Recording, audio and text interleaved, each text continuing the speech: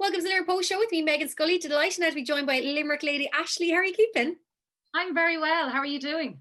Really good. I have to say, you were back in Limerick last week. You're with 10 Feet Tall. You were producing something very, very special. But you just said yourself, Mm. it was so lovely to be back in the Treaty City.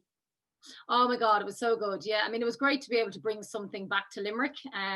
We applied for the pilot scheme for the government funding a couple of months back, and we were successful in getting that. So it was open to producers, promoters, and venues. So we did two shows. We did one in the Olympia with the Coronas, which was a live stream that went out a couple of weeks ago, which was really, really cool. And then, of course, I wanted to do something back in Limerick. So we did something with God Knows and the Southwest All Stars, which was phenomenal just to see the amount of talent from Limerick in one room. It was really, really inspiring. So, yeah, it was great. We had the day in 1314 in Flannery's venue. We have an amazing Limerick man director, Stephen Hall, who does a lot of music videos within that scene. He would do stuff for Denise Chaila and God Knows. He's actually working on Denise's new song that came out on Friday, which the video will come out in January. And so, yeah, him and myself in terms of vision, he's amazing. So, yeah, he was great in terms of the vision and directing it. So, yeah, we had all the artists, Citrus Fresh and Strange Boy and Gavan DaVinci, God Knows, MuRli, Denise. God, am I missing something? And we had Sean. Hayes, of course, and Sean from PS Music. So, I mean, these guys are so talented. And, we work, a lot of the crew that I had down there, they do big shows. They do, they do Slane, they do St. Anne's Park, and they deal with a lot of big artists. And they were just so impressed by their professionalism, just being so on it, and definitely made us want to come back and do more for sure. So it was brilliant. I had Citrus and Hazy on this show actually back in Riverfest 2019. We literally just started the show and the lads were on, and there's just such a talent. And that's the thing about Limerick, the music scene here is there's so much on offer between the rap, the spoken words, the grime scene as well. It's absolutely on the rise. And, the artists you mentioned there, like Denise Chaila has had the most incredible 2020 along with God Knows and MuRli. So it's so amazing to see the Limerick artists getting the recognition on the big stage, but also really cool to see such a big production come to Limerick as well. I think it's, for the people to see it as well. And I said to you, I saw the photos from 1314. I thought it looked amazing. It just looks it was brilliant. It was brilliant. I mean, look, the whole idea of this 5 million pilot scheme that came in from the Department of Culture was to get people back to work, to get our industry back to work, and to get artists back out. So, I mean, that alone for everyone's bank balance, people who are paying rents, commercials who have warehouses full of kit that have been sitting there for the last 9 months. This is what it's all about. So, even from a mental health point of view, all of us getting out working again, it was just brilliant. And, as I mentioned before, there's a 50 million scheme coming out from the Department of Tourism for next year.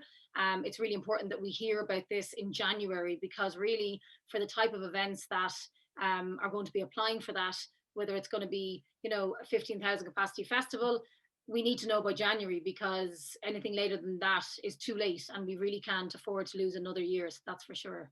Absolutely. And I just think as well, I've started interviewing some artists on the show in recent weeks, and they're starting to book their gigs now for March, April, May time. And I know the excitement of even just hearing the words a gig, and I think everyone really is lacking live music so bad. Like, we need it so much. We're such social creatures, but we also love nothing more than a good festival, a good gig, be it, as you said, a couple of hundred, a couple of thousand. That's what we're all craving. Yeah, 100%. And even the artists, they were saying it on the day that this is their outlet. They need to be back doing this, and it's so important. So hopefully, by summer next year, we'll be back doing some gigs, even if it's the smaller capacity stuff. But we definitely need to be doing it.